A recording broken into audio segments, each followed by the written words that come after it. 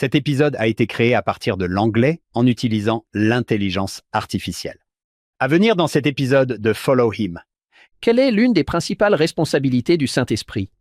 La phrase suivante nous dit que le Saint-Esprit est là pour rendre compte du Père et du Fils. Si quelqu'un a des difficultés à témoigner, cela arrive. Le Saint-Esprit connaît la réponse. Le Saint-Esprit sait tout. Et le Saint-Esprit peut vous rendre à nouveau témoignage, même si cela s'est produit plus tôt dans votre vie ou si cela ne s'est jamais produit dans votre vie. Le Saint-Esprit connaît la réponse à cette question.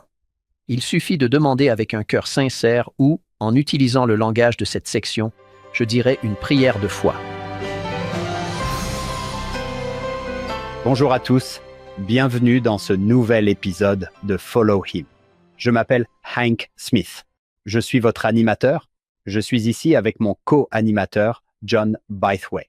John, section 41, verset 1, Dieu dit « Je me réjouis de vous bénir de la plus grande de toutes les bénédictions. » Et je pensais qu'il allait dire votre co-hôte, la plus grande de toutes les bénédictions, votre co-hôte, John Bytheway. Vous devez sortir davantage, mais je vous remercie. Je suis sûr que quand Sarah entendra ça, elle se dira « Attends quoi ?» Après Sarah. C'est ça? Oui, c'est vrai. John, nous sommes rejoints aujourd'hui par notre bon ami, le Dr Ken Alford. Nous sommes ravis de vous avoir parmi nous, Ken, et nous vous remercions de votre présence. Dr Kenneth Alford, 00 Furtro Queen, Welsochan. Merci. John, la semaine dernière, nous étions avec le Dr Christopher Jones et nous avons reçu un énorme appel pour aller dans l'Ohio. Vous avez fait des tournées d'histoire de l'Église, vous avez étudié l'histoire de l'Église. Quand vous pensez au déménagement de New York à l'Ohio, qu'est-ce qui vous vient à l'esprit? Merci d'avoir posé la question de cette manière. C'est l'une des choses que j'aime le plus dans ces sections, parce que l'Église était en quelque sorte composée de 3 familles et qu'elle a maintenant un grand nombre de convertis dans l'Ohio et qu'elle déménage dans l'Ohio. La question qui se pose alors est la suivante. Les gens ont apporté avec eux beaucoup de leurs autres traditions. Et que faisons-nous? Comment faisons-nous de l'Église? Cette section centrale est la réponse du Seigneur à cette grande question. Oui, j'ai été frappé la semaine dernière. Ceux qui ont des fermes qui ne peuvent pas être vendues. Laissez-les. Allez-y. C'est ça? Attendre quoi? Ken, alors que vous vous préparez pour les articles 41 à 44, quels sont vos points forts? Le joyau de cette série de sections est la section 42. Toutes ces sections sont amusantes et elles contiennent des éléments très intéressants de l'histoire de l'Église. Mais le joyau de la couronne doit être la section 42. C'est la section que le Seigneur lui-même identifie comme la loi. C'est ma loi. Si vous voulez vivre la même vie que moi, voici comment vous devez faire. Telles sont les lois. Toutes les sections sont merveilleuses dans les doctrines et alliances, mais comme l'a dit un jour l'un de mes professeurs, certaines sont plus merveilleuses que d'autres. Celle-ci est l'une des plus merveilleuses. C'est vrai, il y en a certains qui se distinguent des autres. On peut s'en rendre compte parce que les meilleurs d'entre eux ont des surnoms. C'est vrai. Oui, c'est vrai. Comme la préface, les articles et les pactes, la loi, la vision, la parole de sagesse, la feuille d'olivier. Oui. C'est vrai.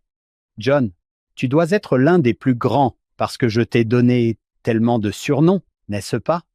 Tu pourrais être une section des doctrines et alliances un jour. John, tu sais que les gens adorent nous parler de nos invités. Où trouvez-vous ces personnes? Ils ont des parcours si intéressants.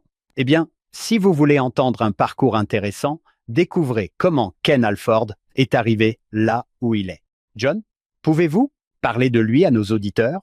Il était avec nous il y a 4 ans, mais certains n'ont peut-être pas entendu cet épisode. Il nous donne une nouvelle chance. Je suis très heureux qu'il soit revenu. Il est professeur d'histoire de l'Église et de doctrine à BYU et colonel à la retraite dans l'armée américaine. Devinez qui était à l'heure aujourd'hui pour l'enregistrement?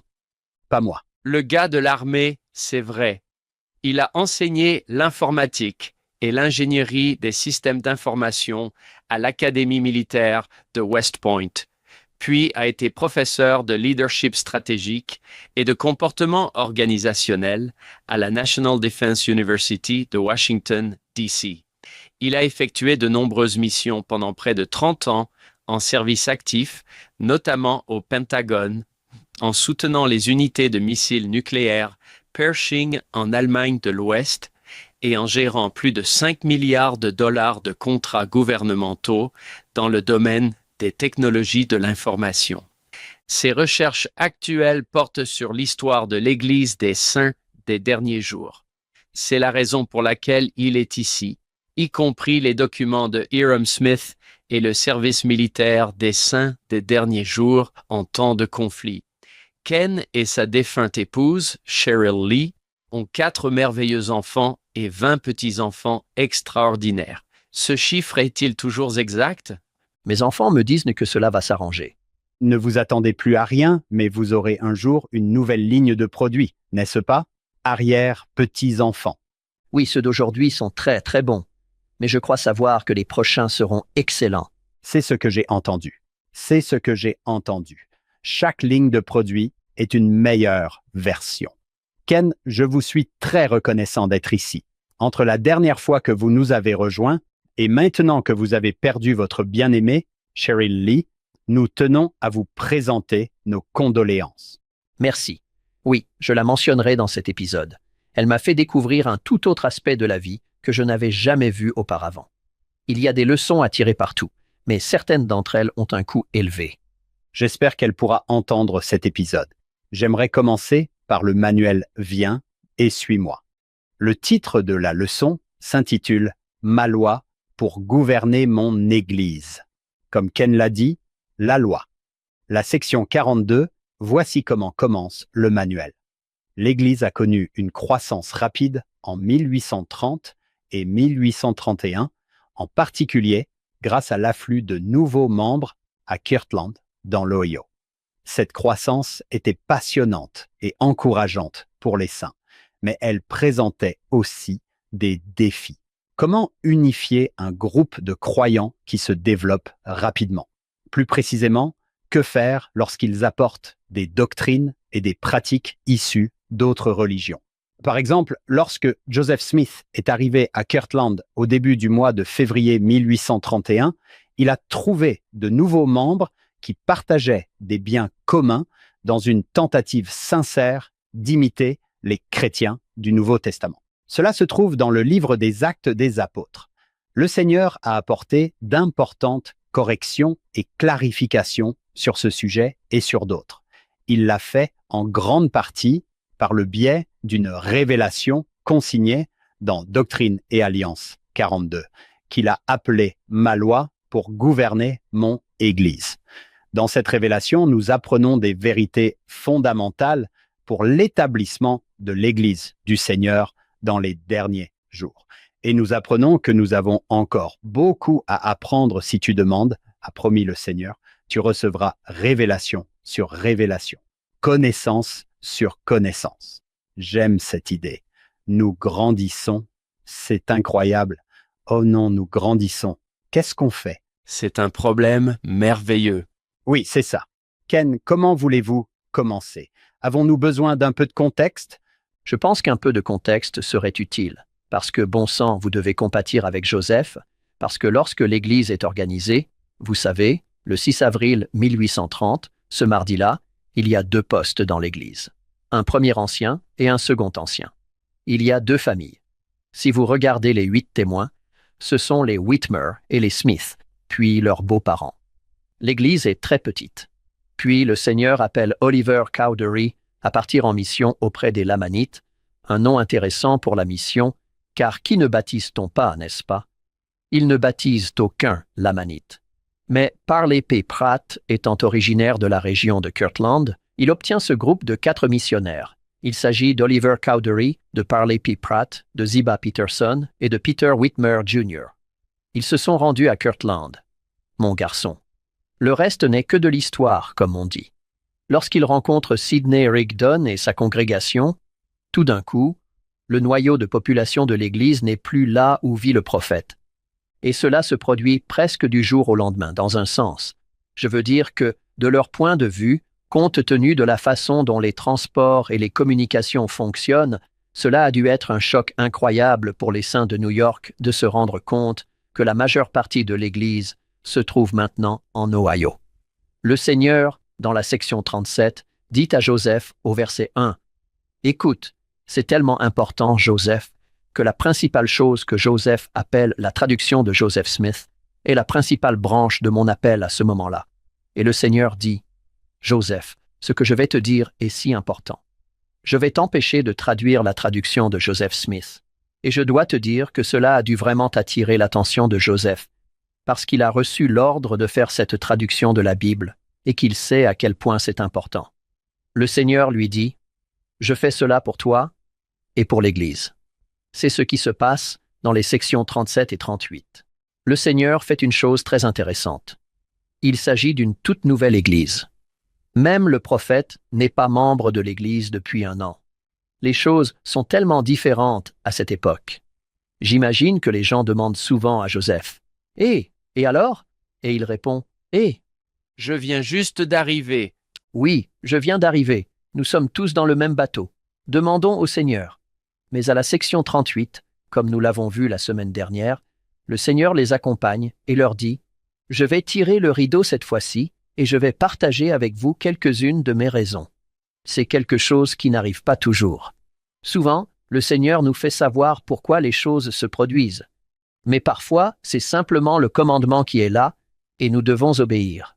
Mais dans la section 38, le Seigneur prend avec beaucoup d'amour ce groupe de nouveaux saints par la main et leur dit « Voici toutes les choses qui vont arriver si vous suivez cette direction. » Et il réitère au verset 32, il dit « Écoutez, c'est un commandement pour vous d'aller à l'Ohio. Ce n'est pas une suggestion, c'est un commandement. » Puis il dit « Là, je vous donnerai ma loi. » C'est l'une des rares fois dans les Écritures où le Seigneur annonce une révélation future. Nous ne voyons pas cela souvent. Et puis il dit « Et là, à l'Ohio, à Kirtland, là vous serez dotés d'une puissance d'en haut. » Quelle belle promesse du Seigneur. La section 38 est reçue en janvier. Nous sommes le 2 janvier 1831. Il ne fait pas très beau. Joseph part dans moins d'1 mois. Le Seigneur lui dit de partir. Joseph répond « Oui, monsieur. » Il fait ses valises et se rend à Kirtland. Et il le fait en hiver. Il arrive en traîneau parce qu'il y a de la neige sur le sol quand il arrive à Kirtland. Cette perspective est tellement importante. Ensuite, les autres membres de l'Église, les membres fidèles de l'Église, le suivent et se lancent à sa poursuite.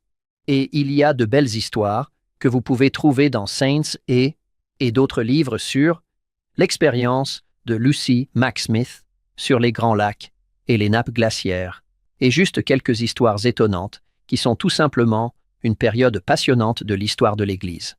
Je dirais simplement que c'est l'une de mes périodes préférées de l'histoire de l'Église. Il se passe tellement de choses. Tout est si nouveau, et les gens sont si désireux d'apprendre et de savoir ce que le Seigneur voudrait que nous fassions. C'est une période passionnante, mais ils ont reçu la promesse d'être dotés de pouvoir.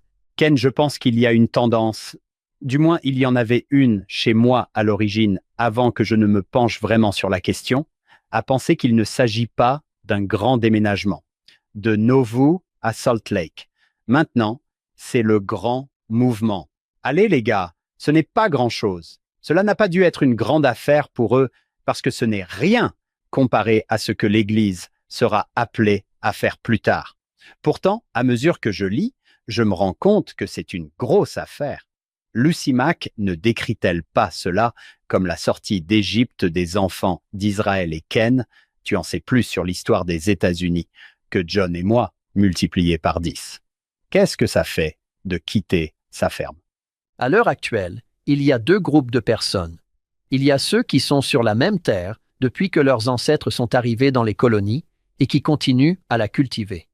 Et puis, il y a un autre groupe qui est prêt à déménager. Je veux dire par là que, si vous regardez la famille Smith, elle va du Massachusetts et du Vermont à New York, mais déménager à cette époque. Nous entendons déménager. J'ai beaucoup déménagé en presque 30 ans dans l'armée.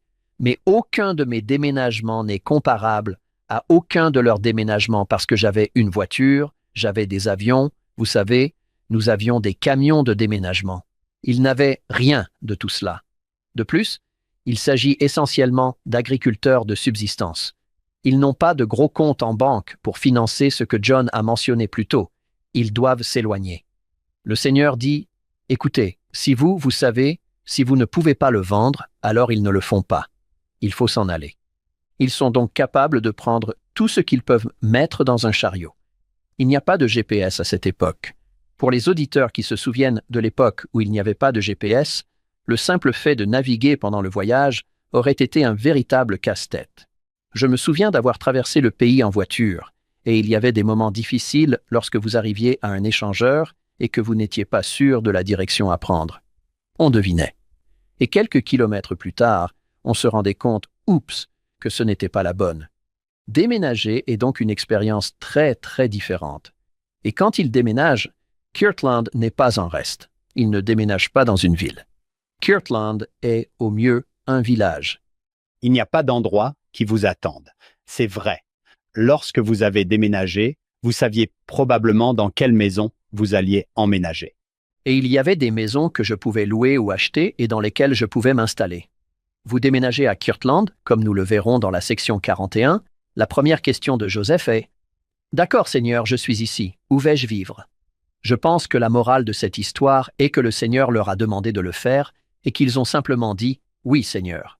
Alerte au spoiler, en prévision des prochains épisodes. Ils le font encore et encore et encore. Oui, c'est vrai. Ils sont si nombreux à rester fidèles. C'est une race intéressante de personnes. Bravo pour l'héritage qu'ils nous ont laissé. Et maintenant, les membres expérimentés de l'Église, quand ils arrivent à Kirtland, ce sont les nouveaux. Ce sont les nouveaux. Ils ne connaissent pas l'Ohio. Je pense que c'est un plus grand défi que ce que nous leur attribuons souvent. Pensez-vous qu'ils savaient que le Seigneur allait soudainement dire « Eh bien, en fait, le comté de Jackson est Zion. » Oh! Nous en rions. Je pense que lorsque les premiers saints sont arrivés, non.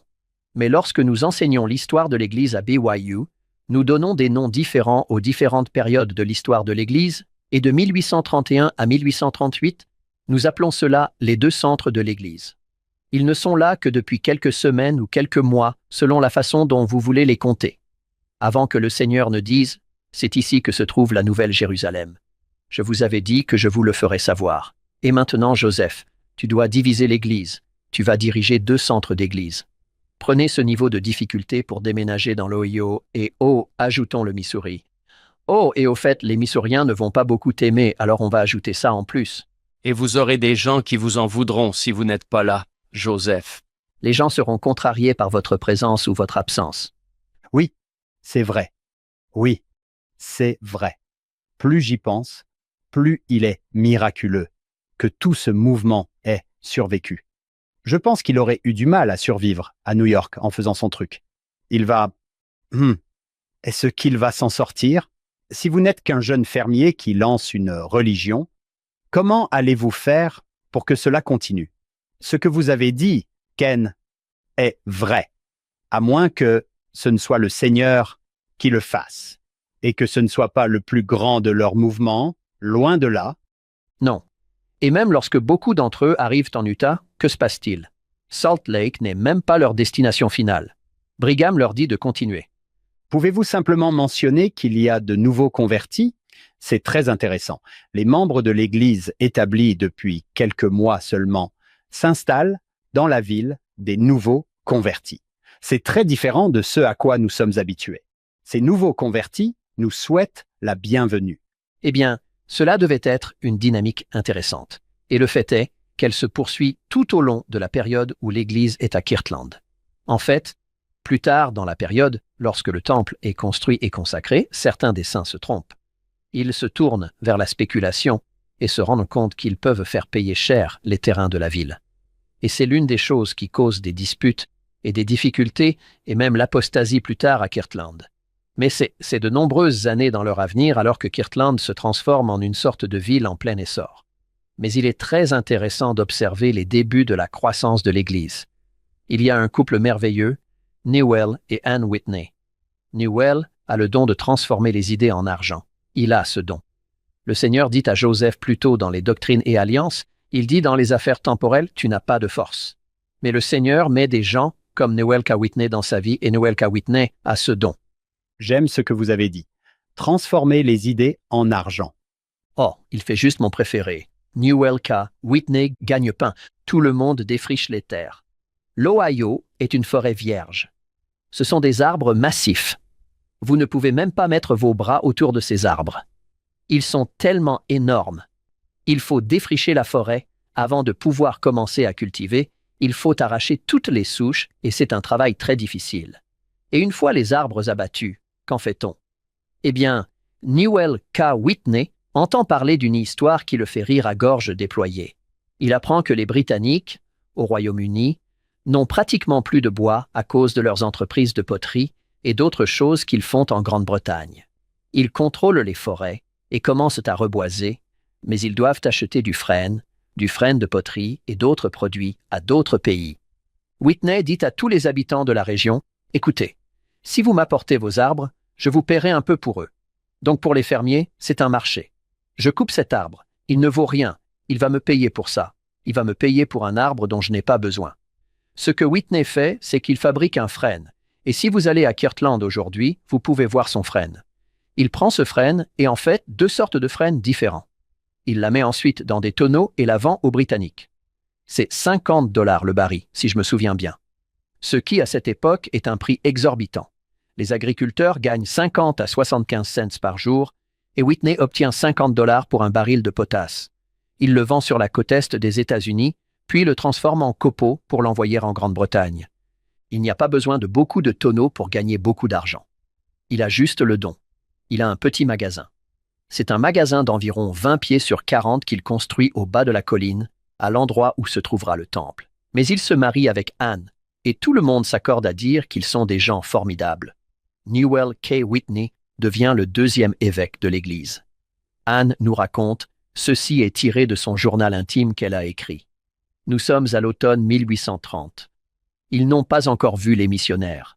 Elle dit qu'il était minuit, alors que mon mari et moi, dans notre maison de Kirtland, prions le Père pour qu'il nous montre le chemin, et que l'Esprit reposait sur nous, et qu'un nuage couvrait la maison. Vous pouvez donc imaginer que cela a dû être assez étonnant pour eux. La maison a disparu de notre vision. Nous n'étions conscients de rien d'autre que de la présence de l'Esprit et du nuage qui était au-dessus de nous. Une crainte solennelle nous a envahis. Nous avons vu la nuée et ressenti l'Esprit du Seigneur. Et puis, pour couronner cette expérience, nous avons entendu une voix sortir de la nuée et dire « Préparez-vous à recevoir la parole du Seigneur, car elle arrive. » Nous en avons été très étonnés, et je pense que c'est vraiment un euphémisme. À partir de ce moment-là, nous avons su que la parole du Seigneur arrivait à Kirtland. Les missionnaires arrivent donc, ils écoutent, ils entendent. Anne est baptisée en novembre 1830, puis Newell se joint à l'Église. Il prie ensuite pour que le Seigneur leur envoie un prophète pour les instruire. Entre-temps, Joseph a reçu les sections 37 et 38. Il se dirige vers Kirtland. Lorsqu'ils arrivent à Kirtland, il tire un traîneau devant le magasin Whitney. Le récit dit qu'il descend du traîneau et monte les escaliers. Il y a quelques marches qui mènent au magasin Whitney. Il se précipite dans la partie du magasin qui se trouve à gauche, tend la main et dit « Newell K. Whitney, tu es l'homme qu'il faut. Vous m'avez prié de venir ici, maintenant que voulez-vous? C'est formidable. » Anne dit que son mari lui a demandé qui il était, et il a répondu « Je suis Joseph le prophète. » C'est une très belle histoire. La section 41, qui commence notre lecture de cette semaine, est reçue ce jour-là, alors que Joseph et Emma sont arrivés à Kirtland, selon la manière dont vous lisez l'histoire. Peu de temps après l'arrivée de Joseph, il se passe quelque chose d'intéressant à la ferme d'Isaac Morley. Il s'agit d'une jeune femme du nom de Mary Elizabeth Rollins. Et encore une fois, c'est Mary Elizabeth Rollins qui ramasse des pages du livre des commandements et court dans le champ de maïs pour préserver ses copies. La même jeune fille. Mais ce n'est pas ici, Ken, n'est-ce pas? Non, non, c'est dans le Missouri. Oh, d'accord. Ce n'est pas encore le cas. J'adore ce qui se passe ici. C'est tiré de son journal. C'est une jeune fille, si je me souviens bien. Elle a quoi, 12 ou 13 ans, si je me souviens bien. D'accord. Mais elle a dit qu'un certain nombre d'habitants de Kirtland ont accepté le baptême. Ma mère et moi-même, également, au mois d'octobre 1830. Il y a eu une réunion ce soir-là, en octobre, et nous avons appris que frère Morlaix avait un exemplaire du livre. Elle veut dire le livre de Mormon en sa possession. C'était le seul dans toute cette partie du pays. Je me suis rendu chez lui juste avant le début de la réunion et j'ai demandé à voir le livre. Frère Morlaix me l'a remis. En le regardant, j'avais tellement envie de le lire que je n'ai pas pu m'empêcher de lui demander de me laisser l'emporter chez moi et de le lire pendant qu'il était à la réunion. Il m'a dit qu'il serait trop tard pour que je le ramène après la réunion. Il avait à peine eu le temps de le lire lui-même. Et peu de frères l'avaient vu. Mais je l'ai réclamé si ardemment qu'il a fini par me dire « Mon enfant, si tu apportes ce livre à la maison avant le petit déjeuner demain matin, tu pourras le prendre. » Il m'a recommandé d'être prudente et de veiller à ce qu'il n'y ait pas de mal. Elle poursuit en disant que si quelqu'un dans ce monde était parfaitement heureux en possession d'un trésor convoité, je l'étais lorsque j'ai eu la permission de lire ce merveilleux livre. Elle raconte ensuite qu'ils ont lu à tour de rôle au coin du feu et que le lendemain matin, elle l'a rapporté comme on le lui avait demandé. Elle ajoute que lorsque je suis arrivé chez frère Morlaix, il n'était debout que depuis un petit moment. Lorsque je lui ai tendu le livre, il m'a dit « Je suppose que tu n'as pas lu grand-chose. » Je lui ai montré jusqu'où j'avais lu. Il a été surpris et m'a dit « Je ne te crois pas. Vous ne pouvez pas m'en dire un seul mot. » J'ai donc répété le premier verset et j'ai décrit l'histoire de Néphi. Il m'a regardé avec surprise et m'a dit « Mon enfant, ramène ce livre à la maison et finis-le. Je peux attendre. » Elle poursuit son journal et dit qu'à peu près au moment où j'ai terminé le dernier chapitre, le prophète Joseph est arrivé à Kirtland. Frère Whitney l'a amené chez nous et l'a présenté aux plus âgés de la famille. Je n'étais pas là à ce moment-là. En regardant autour de lui, il a vu le livre de Mormon sur l'étagère et a demandé comment ce livre s'était retrouvé là, parce qu'il a dit « J'ai envoyé ce livre à frère Morlaix, et mon oncle lui a raconté comment sa nièce l'avait obtenu. Et il a demandé « Où est votre nièce ?» On m'a fait venir. Quand il m'a vu, il m'a regardé avec sérieux, et il m'a fait cadeau du livre, et il a dit qu'il pourrait en obtenir un autre pour frère Morlaix. Je trouve que c'est une belle histoire. Je l'aime beaucoup. Et elle aime le livre de Mormon, et elle l'a aimé toute sa vie. Alors Ken, continuons. Nous sommes en Ohio. Joseph n'a pas encore de maison établie, mais il a quelques endroits où loger. Ce qu'il faut garder à l'esprit avec la période de l'Ohio, de l'histoire de l'Église, c'est la période de l'histoire de l'Église où le Seigneur fait littéralement pleuvoir la révélation sur la tête de Joseph. Il y a plus de révélations données en un temps plus court, qui est canonisé dans la période de l'Ohio, que dans toute autre période de l'histoire de l'Église. C'est ainsi que 65 sections des doctrines et alliances sont reçues en Ohio. Le Seigneur déverse donc des informations sur la tête de Joseph. Juste à côté de leur salon, où la révélation est reçue, se trouve la petite pièce où se tient l'école des prophètes. Kirtland n'est pas un grand endroit et tout se passe dans un espace assez compact. Et c'est une expérience merveilleuse. Il y a une autre bonne famille. Il y a beaucoup de bonnes familles, mais une autre bonne famille dans la région de Kirtland est Edward Partridge. Il est chapelier, ce qui n'est pas un métier auquel on pense aujourd'hui, mais c'est un homme qui fabrique des chapeaux et c'est un homme d'affaires prospère. Il se rend effectivement à New York. Sidney Rigdon et lui se rendent tous deux à New York pour rencontrer le prophète. Joseph reçoit une révélation pour lui. Il ne revient pas avec Joseph, mais il retourne dans la région de Kirtland à peu près au moment où Joseph arrive. Si vous regardez la section 41, elle est donnée le 4 février 1831. Personne n'a probablement été plus surpris par la section 41 qu'Edward Partridge, car à partir du verset 9, la vie d'Edward est sur le point de changer pour toujours, comme le dit le Seigneur. Et de nouveau, j'ai appelé mon serviteur Edward Partridge et je lui donne un commandement. Normalement, c'est le responsable de l'Église qui vous offre le poste. Edward Partridge reçoit cet appel par commandement. Edward, ce n'est pas facultatif. C'est un commandement de votre Seigneur. Et je lui donne le commandement d'être nommé par la voix de l'Église et ordonné évêque de l'Église. Je me suis demandé si cela n'avait pas été une surprise pour Joseph aussi. Je me suis souvent demandé dans quelle mesure l'organisation de l'Église qui se met en place est communiquée à l'avance à Joseph. C'est nouveau, n'est-ce pas, Ken? C'est tout nouveau pour Edward. Je chéris vraiment ce que le Seigneur dit au sujet d'Edward Partridge. Sa famille parle de la gentillesse de son père. Quand beaucoup de gens parlent d'Edward Partridge, ils utilisent les mots « doux » et « gentil ». Et en fait, Lorsqu'il a été goudronné et plumé plus tard dans le comté de Jackson, il a dit « Je n'ai pas eu d'animosité contre mes persécuteurs ». Et il dit que certains d'entre eux se sont arrêtés parce qu'ils ne comprenaient pas pourquoi j'étais si gentil avec eux.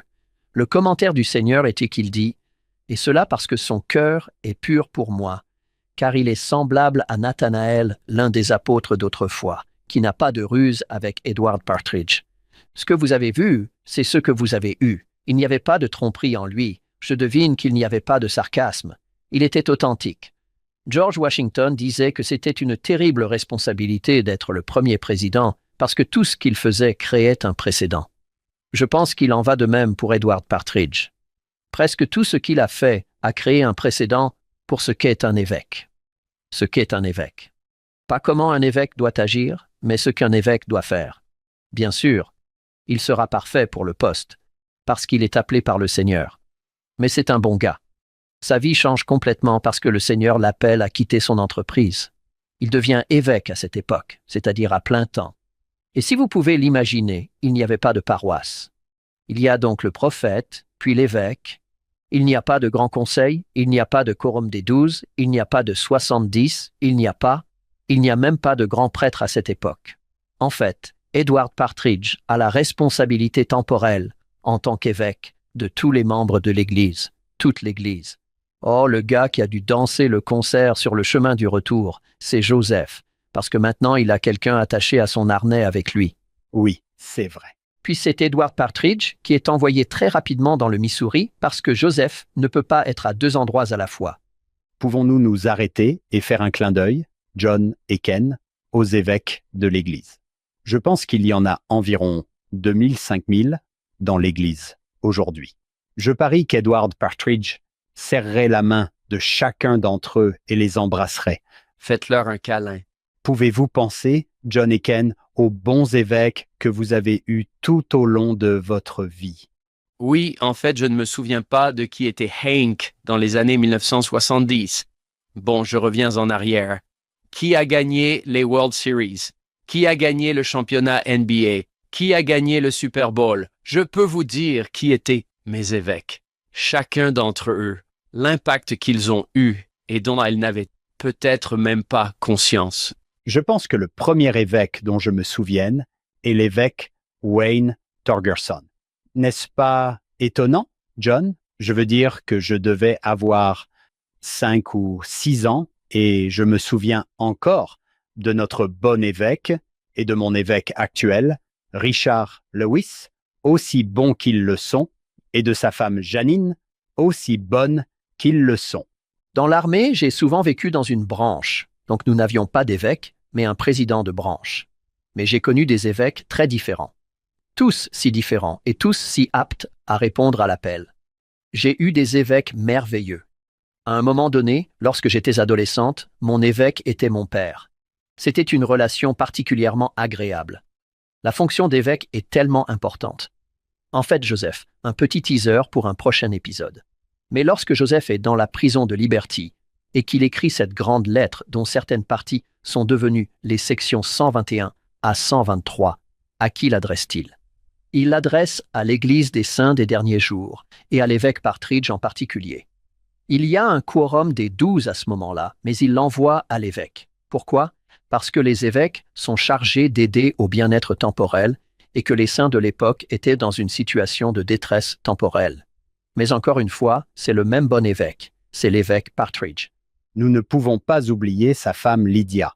Quand vous appelez un évêque, vous appelez une femme, vous appelez une famille. En particulier pour la fonction d'évêque. Oui, Et j'aime la façon dont le verset 9 se termine. Il quitte ses marchandises et consacre tout son temps aux travaux de l'Église.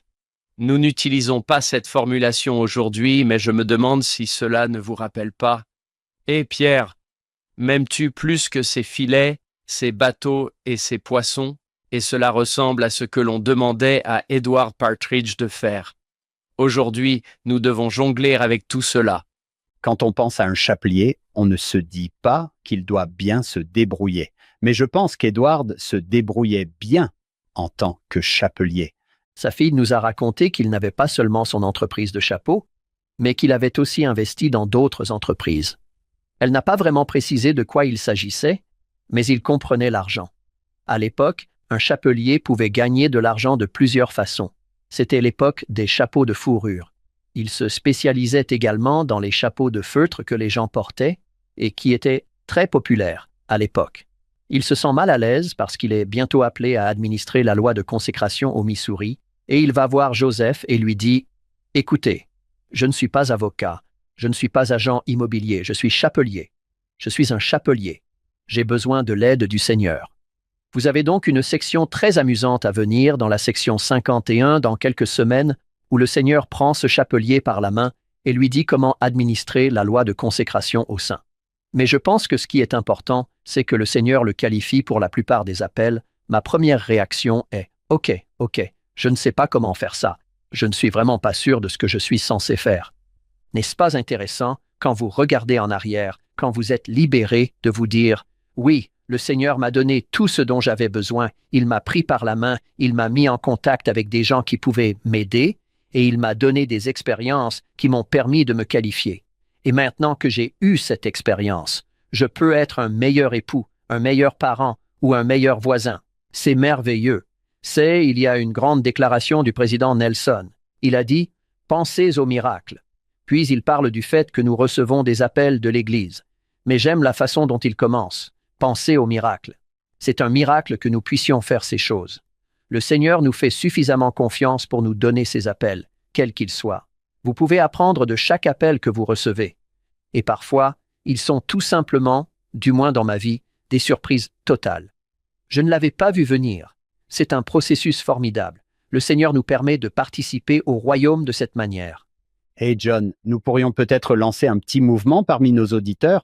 Si quelqu'un qui nous écoute le souhaite, il pourrait prendre son téléphone et envoyer un message à son évêque en disant quelque chose comme « Évêque, viens et suis-moi cette semaine ».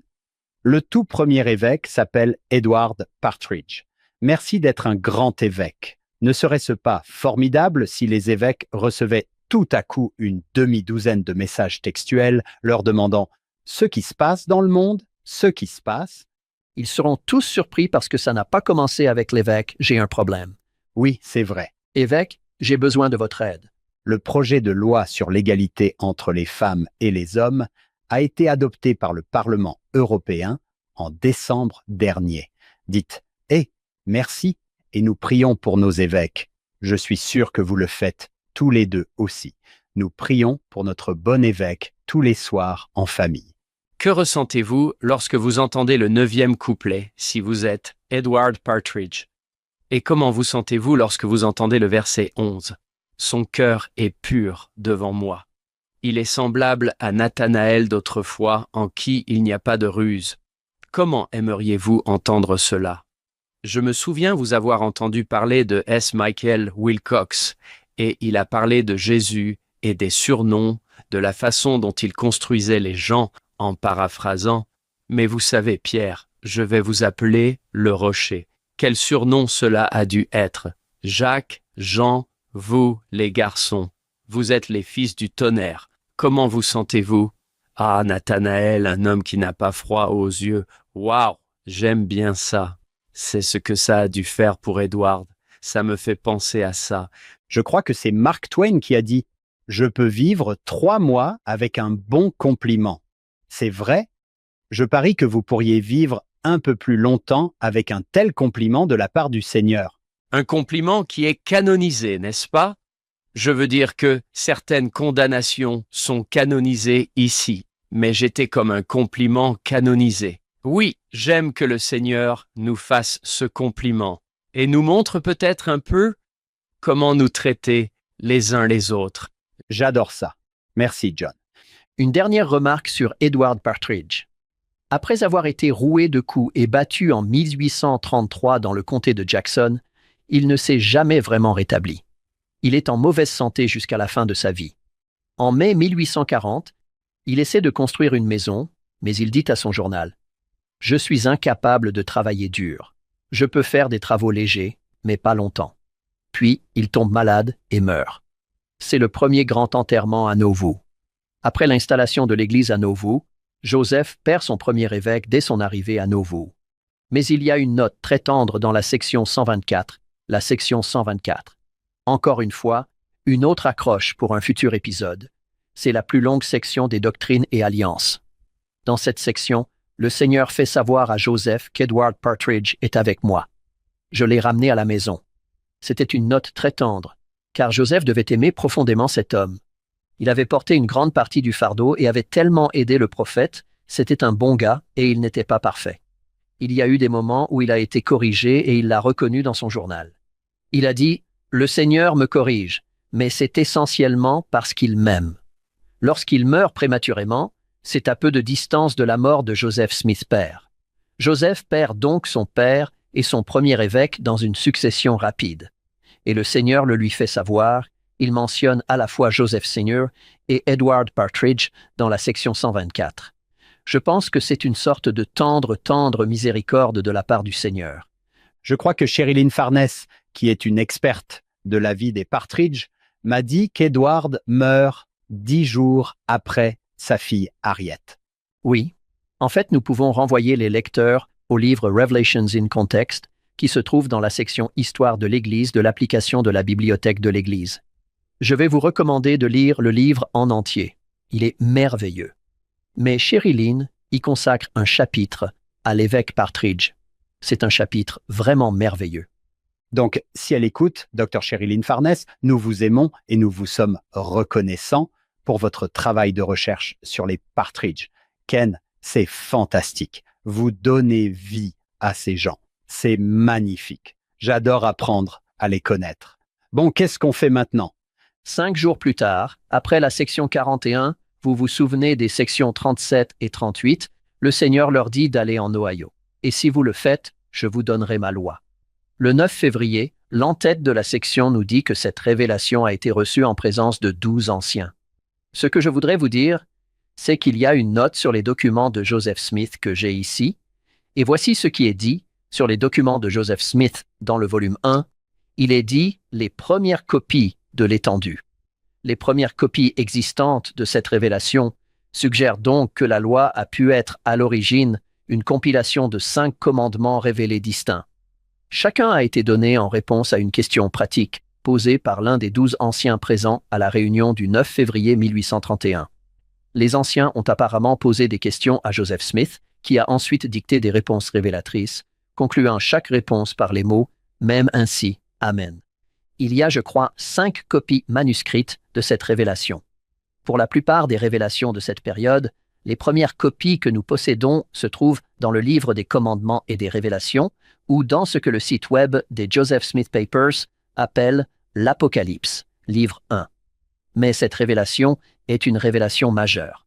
Les saints de l'époque la reconnaissent, et il en existe plusieurs copies. Sidney Gilbert en possède un.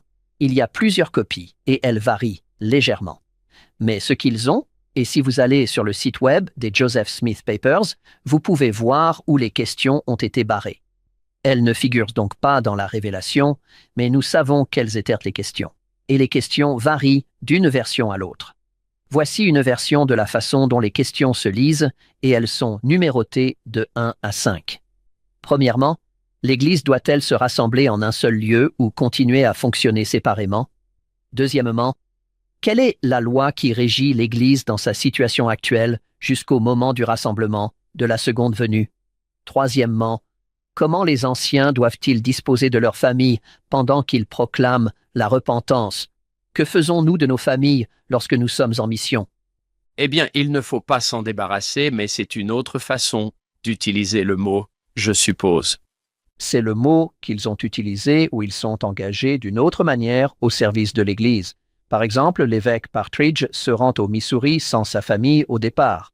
Il ne les emmène pas lorsqu'il se rend pour la première fois dans cette région. Quatrièmement, dans quelle mesure la volonté du Seigneur est telle que nous ayons des relations avec le monde et comment devons-nous conduire nos relations avec lui? Enfin, la dernière question posée est la suivante. Quels préparatifs devons-nous faire pour nos frères de l'Est? Quand et comment?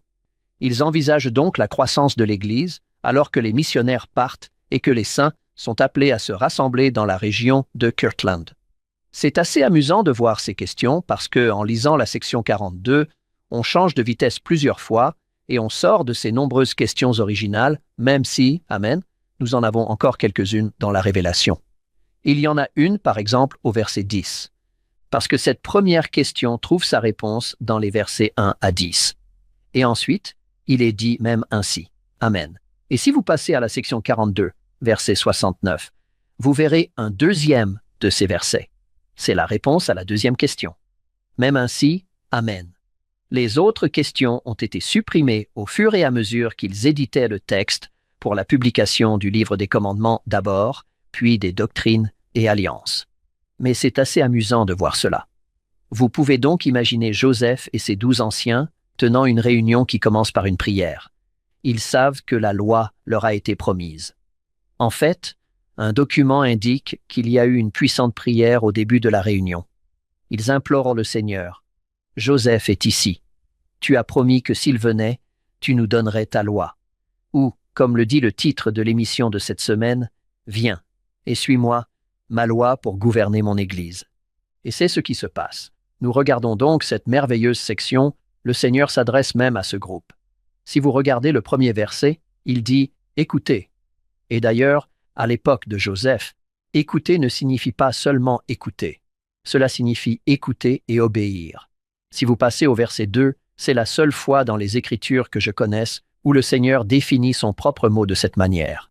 Il dit « Je vous le répète, écoutez et obéissez ». Vous savez que le sens du mot « écouter » va changer avec le temps. Donc, au cas où vous l'auriez manqué, écouter signifie entendre et obéir. Je vais juste les plaire. Mais le Seigneur, en ramenant ce verset, dit « Écoutez, vous les anciens de mon Église qui vous êtes rassemblés en mon nom ». C'est comme s'il s'adressait aux 12 anciens qui sont là pour entendre la parole du Seigneur par l'intermédiaire de son porte-parole, le prophète Joseph Smith. Et ils peuvent poser des questions. Ne serait-ce pas une expérience formidable que d'être dans la salle avec le président de l'Église, de poser une question et qu'il s'arrête un instant et dise « Voici la parole du Seigneur sur cette question ». Quelle belle expérience! La section 42 est longue. Voyons voir. Nous avons 93 versets.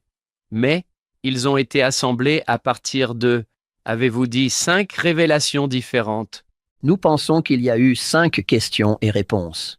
Oui, c'est très intéressant. Et c'est en s'inspirant, bien sûr, qu'ils ont assemblé ces questions, qu'ils les ont réunies. Ces 5 questions sont-elles dans l'application? Pour trouver ces 5 questions, je vous recommande d'aller sur le site web des Joseph Smith Papers et vous verrez ces questions. Elles sont alignées sur la réponse. C'est un peu comme jouer à Jeopardy où l'on trouve la réponse. Et maintenant, quelle est la question? J'ai un article ici, John. Nous pourrions mettre un lien sur notre site web, Grant Underwood, les lois de l'Église du Christ, une analyse textuelle et historique qui se trouve sur le site web du RSC, que Ken connaît bien, Centre d'études religieuses. Nous mettrons donc un lien dans nos notes d'émission. Il suffit d'aller sur followhim.co et peut-être que notre merveilleuse Lisa Spice peut aussi trouver le lien vers les documents de Joseph Smith et le mettre là. C'est donc une expérience vraiment merveilleuse que vivent ces frères. Je n'ai pu trouver nulle part la liste des noms de ces 12 personnes. Nous pouvons deviner qui était là. Mais pour autant que je sache maintenant, c'est ce qu'il en est, parce qu'ils sont juste listés comme 12 anciens, les noms ne sont pas inclus. Lorsque nous regardons certains de ces versets, le Seigneur au verset 9, ils ont posé leur première question.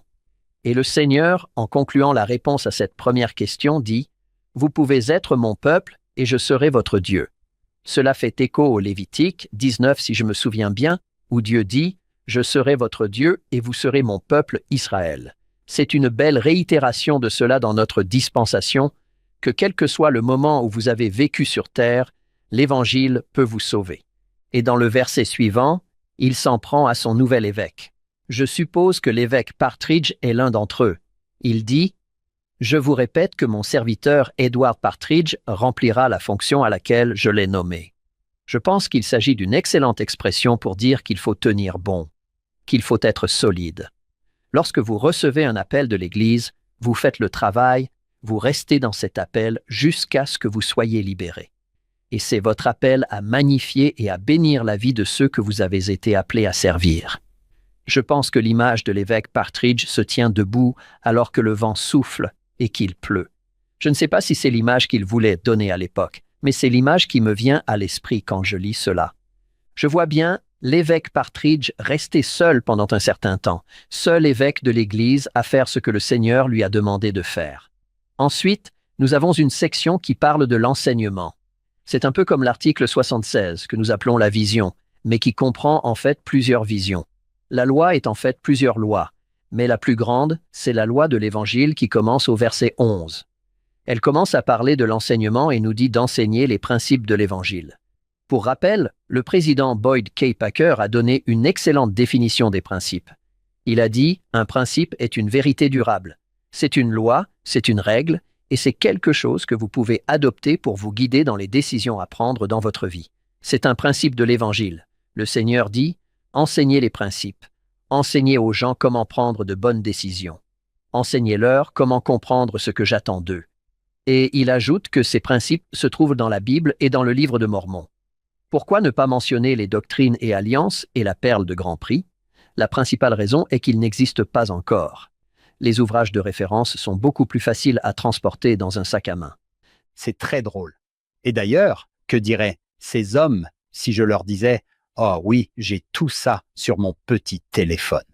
Oui, c'est vrai. J'ai tout ce qu'il faut pour cela, et 1000 fois plus, ici même. » Et je peux mettre un terme de recherche, et il me dira toutes les écritures qui utilisent ce mot. Et je peux demander à ma petite boîte de me les lire. Je n'ai pas besoin d'utiliser mes yeux. Je peux utiliser mes oreilles. Ken, vous enseignez depuis une vingtaine d'années. Cela fait quelques années. Comment conseilleriez-vous à ceux d'entre nous qui sont des enseignants d'enseigner les principes de l'Évangile? J'ai constaté que lorsque vous enseignez la parole du Seigneur, il est facile de trouver les principes. Les Écritures sont pleines de principes. Elles ont été assemblées et sous l'influence du Saint-Esprit. Dans le cas du livre de Mormon ciblé sur notre dispensation, toutes les classes ne sont pas parfaites. Et lorsque l'enseignement déraille, je constate que c'est parce que j'essaye de faire un spectacle à la Ken Alford au lieu d'enseigner les Écritures. S'il devient un spectacle de Ken Alford, il déraille et tombe dans le précipice. J'ai donc appris que si l'on s'en tient aux Écritures, on est toujours dans le coup. Vous êtes toujours sur votre terrain. C'est vrai. Qu'en pensez-vous? Je l'adore. Je pense que si l'on devient trop littéral, lorsque l'Écriture dit de n'enseigner rien d'autre que la repentance, on se contente de répéter ce mot. Alors on répète ce mot. Repentance, repentance, encore et encore. Nous pouvons consacrer du temps à la foi en Jésus-Christ et à la repentance qui est une nouvelle vision de Dieu, de soi-même et du monde. Ce mot se trouve dans votre dictionnaire biblique. Excellent. John, je crois que j'en ai déjà parlé dans un épisode précédent, mais j'ai participé à une séance de questions-réponses avec un merveilleux thérapeute il y a quelques semaines et il y avait 200 ou 300 personnes présentes qui ont pu venir poser des questions à ce thérapeute. C'était un homme très intelligent, très brillant, et pendant qu'il posait des questions, tout ce qui me passait par la tête, c'était de me dire « Oh, j'utiliserai bien cette histoire de l'Écriture. Oh, j'utiliserai ce verset. » Il y a eu des moments où j'ai vraiment eu pitié de lui parce qu'il essayait d'aider cette personne dans une situation très difficile. Et il a fait du bon travail. Mais je me suis rendu compte de la bénédiction que représente le fait d'avoir cela à portée de main. Combien de fois, je suis sûr que vous diriez tous les deux la même chose, quelqu'un vous pose une question et vous vous dites « D'accord, allons remplir le vide. Tournons-nous vers Alma 42. Tournons-nous vers le sermon sur la montagne. C'est là que se trouve le pouvoir. » Nous avons tous cette foi et cette confiance dans les Écritures qui font qu'une fois qu'on y va, on se sent plus à l'aise. C'est la vérité. Une autre chose que nous pourrions mentionner est l'exposé de frère Lawrence Corbridge, Stand Forever, où il sépare les questions primaires des questions secondaires. La même chose nous aide.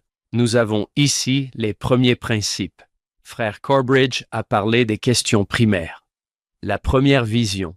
Dieu est-il réel? Se révèle-t-il? A-t-il des prophètes aujourd'hui? Et aussi, Ken, j'ai adoré ce que vous avez dit tout à l'heure. Aucune classe n'est parfaite. Donc, si un enseignant de l'école du dimanche ou un enseignant de la classe primaire écoute en se disant « Je ne sais pas comment faire cela », ne vous inquiétez pas. Personne d'autre ne le sait non plus. Nous sommes tous.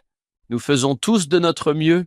John, je me souviens qu'il y a des années, vous et moi parlions, c'était il y a longtemps, quand nous nous sommes rencontrés pour la première fois, je pense que c'était votre femme et vous qui enseignez une classe d'école du dimanche, peut-être une classe de 16 ans ou quelque chose comme ça, et vous disiez « Je n'arrive pas à faire en sorte que ces enfants soient attentifs. Je n'arrive pas à les faire se concentrer sur la leçon. » Et j'ai pensé que toute l'Église devait entendre que John Bythway n'arrive pas à faire écouter une leçon à un groupe d'adolescents. Nous avons eu une classe difficile. C'est difficile, et ils reçoivent plus que vous ne le pensez. Regardez le verset 14 un instant, et je voudrais faire remarquer qu'en guise d'explication de ce verset, dans la leçon « Viens et suis-moi sur l'application », il y a un lien vers une merveilleuse courte présentation de Frère Bednar dans laquelle il explique ce verset. Toute personne ayant une vocation d'enseignant, où que ce soit dans l'Église, doit regarder cette vidéo, car voici ce qu'il en est. Le verset 14 dit que l'Esprit vous sera donné. Et tous ceux qui ont enseigné plus d'une leçon dans une église savent que lorsque l'Esprit est là, tout se passe bien. Et il est dit, mais l'Esprit vous sera donné par la prière de la foi. Et Frère Bednar discute à nouveau de cette phrase. Je recommande vraiment cette vidéo. Il s'agit d'un nouveau Ken. Il s'agit des idées des apôtres. Elles sont nouvelles sur l'application. Ce ne sont pas de vieilles vidéos. Ils sont vraiment merveilleux. Ils sont très utiles. Ils sont courts, concis et vont droit au but. Frère Bednar souligne que de nombreux enseignants s'inquiètent de la phrase suivante du verset 14. Cette phrase dit « Si vous n'avez pas reçu l'Esprit, vous n'enseignerez pas ». J'ai déjà entendu Frère Bednar en parler. Je l'ai entendu dans certaines des paroisses où j'ai travaillé, lorsqu'un enseignant vient à la présidence de l'école du dimanche ou à la présidence de la primaire. Je ne peux pas enseigner aujourd'hui parce que je n'ai pas l'Esprit. Je ne peux pas enseigner aujourd'hui parce que je n'ai pas l'Esprit. Ou je ne serai pas à l'église aujourd'hui parce que je sais que je n'aurai pas l'Esprit en classe.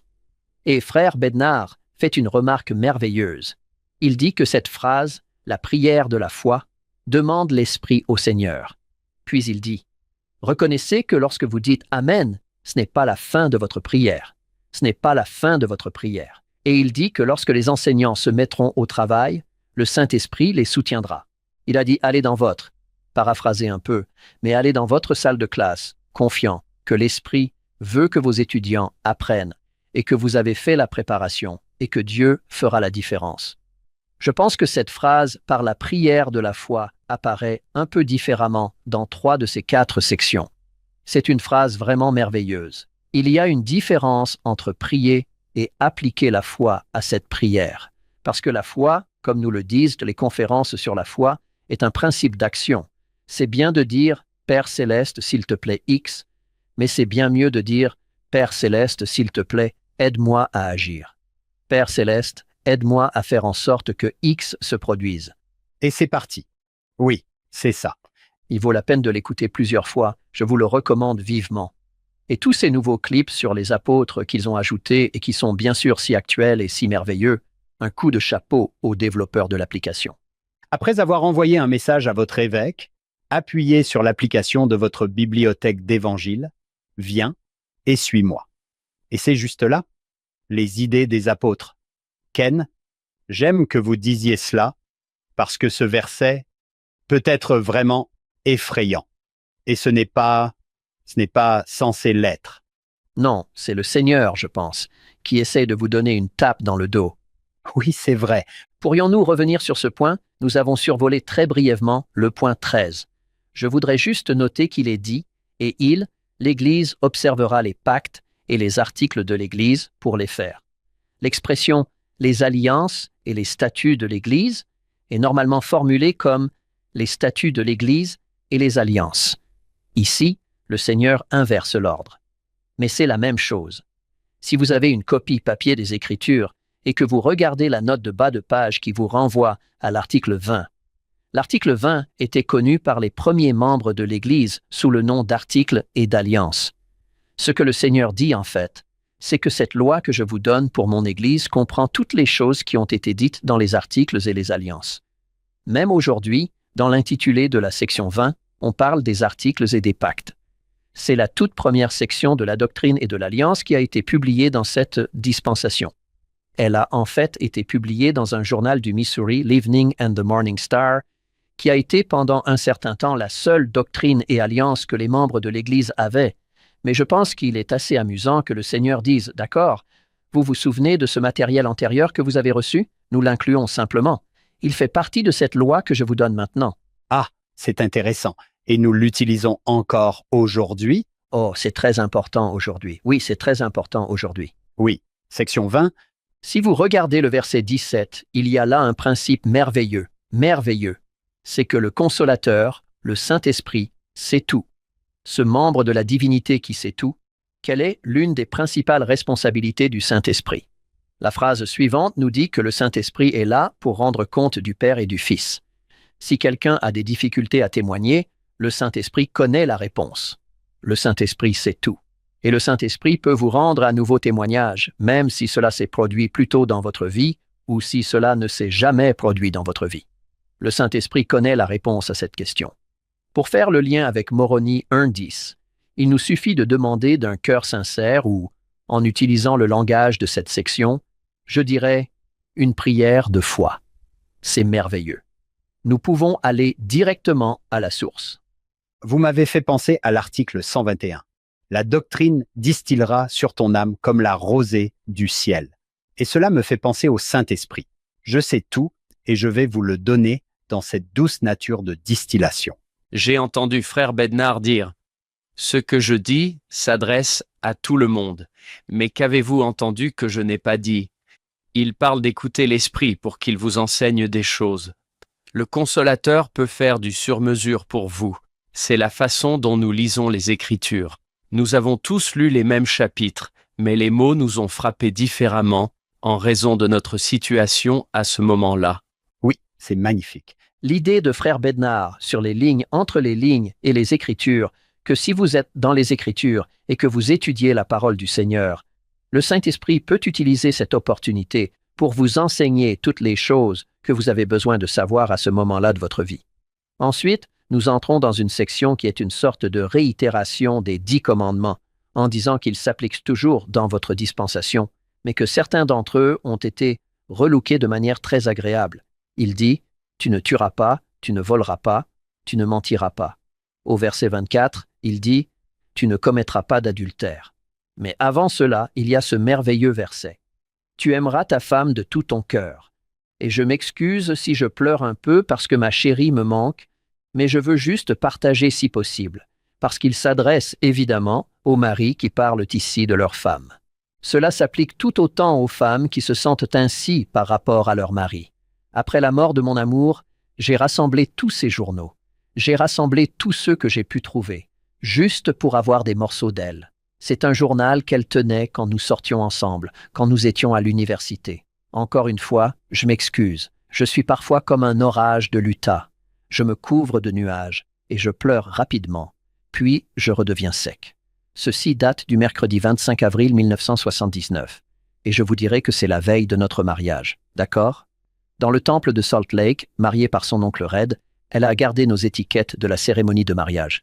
Elle dit « Eh bien, voici la veille du jour le plus important de ma vie et de la vie de Ken. » Elle raconte qu'elle a reçu sa dotation ce jour-là et que ma douce épouse était plus intelligente que moi. Toujours. Mais en l'occurrence, plus intelligente que moi. Elle a couché sur le papier ce que nous ressentions tous les deux. Je veux juste partager ces mots, et encore une fois, je m'excuse à l'avance si je n'y arrive pas, mais elle a dit « C'est presque difficile de croire que demain je vais devenir Madame Kenneth Lowell Alford. C'est un jour que j'attends depuis longtemps. Ce soir, je me promets à moi-même et à mon Père au ciel, désolé, que j'aimerai toujours Ken et que je le soutiendrai dans la droiture. Je ne ferai jamais consciemment quoi que ce soit pour le blesser ou le déshonorer, et je ferai tout ce qui est en mon pouvoir pour faire de notre maison un foyer éternel. C'est ce que je ressentais, mais je n'ai pas eu l'intelligence de l'écrire. Je bénis donc ma chérie d'avoir fait cela. Et je peux vous dire qu'elle a absolument tenu cette promesse. En 43 ans, elle n'a jamais élevé la voix en colère contre moi. pas une seule fois. Ce n'était tout simplement pas dans sa nature. Lors de ses funérailles, j'ai invité nos enfants à prendre la parole et ils l'ont tous fait. Mes 3 filles, qui n'avaient pas coordonné leur discours, avaient toutes dit que leur mère ne leur avait jamais crié dessus. Mon fils s'est levé et a dit « Je vais devoir rompre la tradition. Maman ne m'a pas crié dessus. » Mais elle a haussé la voix une fois et il a dit « Je ne me souviens pas de ce que j'ai fait. » Mais il a dit « Je savais que j'avais fait une grosse gaffe parce que maman a haussé la voix et maman n'a jamais haussé la voix. » Je voudrais simplement suggérer que lorsqu'il est dit « Aime ton chéri de tout ton cœur », il y a des choses que nous pouvons faire pour que le mariage soit un paradis sur terre. J'attends avec impatience le jour où je pourrai être de nouveau avec elle. Merci, Ken. Je vous remercie. Ayant connu Cheryl Lee, je vois exactement ce que vous dites. Pour que personne ne se sente mal d'avoir crié sur ses enfants, ne vous inquiétez pas. Ne vous inquiétez pas. John Bithway l'a fait. Mes enfants ne peuvent pas dire cela à mon sujet lors de mon enterrement. Est-ce que c'est vrai? C'est vrai. Non, j'ai épousé un ange qui est vraiment un ange en ce moment. Elle est votre ange. Je l'adore. Tu aimeras ta femme, ton mari, comme tu l'as dit, Ken, de tout ton cœur. Tu t'attacheras à elle ou à lui et à personne d'autre. Ce que j'aime dans cette histoire, c'est que le Seigneur aurait pu citer notre Exode 20, notre liste. Nous nous en souvenons un peu comme d'un tas de « tu ne feras pas » ou du moins beaucoup d'entre eux. Il ne s'agit pas seulement de ne pas commettre d'adultère, mais d'aimer sa femme, son mari, de tout son cœur. Cela me rappelle le grand commandement de la loi. Et les deux commencent par « tu aimeras », ce qui est fascinant. Oui, c'est vrai. Il s'agit de l'amour, et ici, ce n'est pas ce qu'il ne faut pas faire, mais ce qu'il faut faire. De plus, Hank ne fait-il pas sonner l'amour comme un mot d'action, et pas seulement comme un sentiment? C'est vrai, comme un choix. Oui, c'est vrai. Je crois que c'est Stephen Covey qui a raconté l'histoire d'une sortie avec un ami. Son ami lui a dit qu'il n'était plus amoureux. Et il a dit, eh bien, aimez-la. Et il a dit, oh Stephen, tu ne comprends pas que le sentiment a disparu. Et il a dit, alors, aime-la. Alors, aime-la. Et il a dit, qu'est-ce que tu veux dire? Il a dit, l'amour est un choix. Vous choisissez l'amour, vous y allez et vous choisissez l'amour. Ken, tous ceux qui nous écoutent n'auront pas ce conjoint providentiel. Que diriez-vous à ceux qui se demandent ce qu'ils vont faire? Notre mariage ne fonctionne pas. La vie peut être un défi. Je pense que la première chose à faire est de regarder à l'intérieur de soi et de se demander, comme le faisaient les anciens apôtres, si c'est moi, Seigneur. Il est toujours difficile, voire impossible, de changer quelqu'un d'autre. Mais il est toujours possible de se changer soi-même. Et je pense que la deuxième chose que je viens de dire, c'est que le Seigneur sait comment tout réparer. Il n'y a rien de si cassé dans la mortalité que Dieu ne puisse réparer. L'un de mes versets préférés, surtout depuis qu'elle est décédée, est le verset 4 de l'Apocalypse 21. Il dit qu'un jour viendra où lui, le Christ, essuiera toutes les larmes. Il n'y a rien qui puisse vous arriver dans la mortalité. Parfois, des choses horribles se produisent. Parfois, les gens font des choix terribles et parfois les gens se traitent les uns les autres d'une manière qu'ils ne devraient pas. Mais il n'y a rien qui puisse arriver à l'un d'entre nous que le Christ ne puisse réparer. C'est très réconfortant pour moi. J'adore ça. Être veuf n'est pas une bonne chose. Mais je sais que le Christ va arranger les choses. Nous nous retrouverons. Nous sommes toujours mariés. Nous sommes toujours scellés. C'est juste que nous ne pouvons pas nous voir pour l'instant. À l'échelle de l'éternité, ce ne sera qu'un clin d'œil. Je me souviens du commentaire du Seigneur à Joseph dans la prison de Liberty. Ce n'est qu'un petit moment, Joseph, et je parie que si vous demandez à Joseph aujourd'hui combien de temps a duré la prison de Liberty, il vous répondra que ce n'était qu'un petit moment, parce qu'il a une perspective différente de celle qu'il avait le 21 mars 1839. Je pense que j'encouragerais les gens, lorsque la vie n'est pas ce qu'ils voudraient qu'elle soit en ce moment, à faire une prière de foi et à reconnaître que le Christ séchera toutes les larmes. Il va absolument tout réparer. Le temps viendra où plus rien ne sera cassé. Ni en nous, ni dans nos relations, ni dans quoi que ce soit. Le Christ peut tout réparer. Je pense que c'est la chose la plus importante à retenir. Je suis reconnaissant que vous soyez ici parce que vous nous montrez, avec la description de votre mariage, un idéal que j'aime, mais vous nous montrez aussi, quand les choses ne sont pas idéales, ce que vous pouvez faire. John, vous avez été évêque et je sais que dans nos conversations privées, vous avez des proches qui ont connu des difficultés dans leur mariage. Que diriez-vous à quelqu'un qui est sûr et qui dit « ça ne marche pas pour moi. Je n'ai pas ce que Ken et Cheryl Lee ont. » Je suis reconnaissant à tous les évêques de l'article 107 où on leur dit qu'ils ont le don de discernement. Parce qu'il peut y avoir des moments où un conseiller professionnel peut vraiment aider, comme nous l'avons déjà dit, Hank, à atteindre le point que vous avez mentionné, Ken, Matthieu 26-22. Lorsque les deux conjoints sont prêts à dire « Qu'est-ce que je peux faire de mieux ?» il suffit d'en arriver là, en sachant que nous ne sommes pas parfaits. Je me souviens avoir lu un livre intitulé « Living a Covenant Marriage ». Et je crois que c'est le frère Matheson qui a dit que si j'arrivais à faire en sorte que les couples s'excusent l'un l'autre, le reste de mes problèmes disparaîtrait comme par enchantement. Il a dit « J'aimerais vous faire part d'une chose pour obtenir vos commentaires à tous les deux. Il est intéressant que Ken nous signale ce verset. Verset 22, « Aime ta femme de tout ton cœur. » Verset 23, « Et vous pouvez les intervertir comme Ken l'a fait ou elle. Celui qui regarde une femme pour la convoiter renie la foi et n'aura pas l'esprit. Et s'il ne se repent pas, il sera chassé. » Le principe que je vois ici est qu'il y a des limites. J'ai peut-être un conjoint qui refuse de se repentir. Le Seigneur dit qu'il y a une limite à ne pas franchir. S'il ne se repent pas, c'est normal d'avoir une limite. Parfois, nous pensons qu'être à l'image du Christ signifie que l'on accepte les abus, que l'on accepte le comportement. Je ne pense pas que ce soit le cas pour l'un ou l'autre d'entre vous. C'est là que vous devez consulter le Seigneur. Et je vous dirais de consulter votre évêque, car les abus, comme l'a dit le président Hinckley, ne sont jamais acceptables. Et les abus se présentent sous de nombreuses formes. Si quelqu'un se trouve dans cette situation, je lui conseillerais de parler à l'évêque et de voir s'il y a des services de l'Église qui pourraient être appropriés. Les services de santé mentale, l'Église a beaucoup de ressources pour aider les gens. Le président Hollande a parlé de ce sujet il n'y a pas longtemps. Personne n'est obligé de supporter des circonstances qui ne devraient en pas l'être. Ouais. Oui. Le Seigneur lui-même ne dit pas « Hé, ne faites rien ». Je trouve fascinant qu'il y ait eu un moment où Néphi a dû prendre sa femme, ses enfants, et qu'il a fallu partir. Il n'y a pas d'accord ou de désaccord ici. Nous sommes dans un endroit dangereux. Nous ne sommes pas en sécurité. Nous devons partir. Les gens se sont demandé si ce n'était pas l'une des choses qui était si difficile pour Néphi. Ô misérable que je suis, je ne pouvais pas garder la famille unie d'une certaine manière. Je suis heureux que cette histoire soit là parce qu'elle dit « Hé, il y a un moment où vous devrez peut-être partir. » J'ai récemment parlé avec une personne qui, dans son mariage, estimait que la pornographie n'était pas un problème et qui n'avait pas l'intention d'arrêter d'en consommer. Je me suis demandé comment nous pouvions choisir de blesser.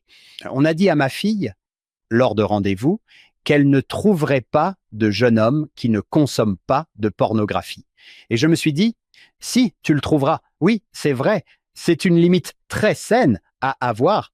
J'espère que nous avons clarifié certaines choses ou que nous avons simplement brouillé les pistes, mais je pense qu'il est important de faire une pause.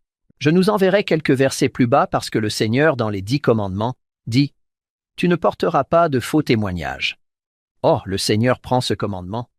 Et lorsqu'il le réitère dans cette dispensation, il le modifie juste un peu. Il dit « Tu ne diras point de mal de ton prochain et tu ne lui feras point de mal ». C'est différent de porter un faux témoignage. C'est une loi plus élevée. C'est une norme plus élevée. À venir dans la deuxième partie de cet épisode. Et 2 secondes plus tard, bang, bang, bang, bang, bang. Quelqu'un frappe à ma porte d'entrée. J'ai enfilé un peignoir, je suis descendu, j'ai ouvert la porte, et mon voisin d'en face, je vivais à Indianapolis à l'époque, et mon voisin d'en face me criait dessus. « Vous allez bien? La famille va-t-elle bien? Et ma première pensée, je dois l'avouer, a été de me dire que j'allais bien jusqu'à ce que ce voisin maniaque frappe à ma porte à 3 heures du matin et me réveille. Il m'a dit « Vous ne comprenez pas ». Il m'a attrapé par le devant de mon peignoir, m'a tiré sur la neige et m'a retourné.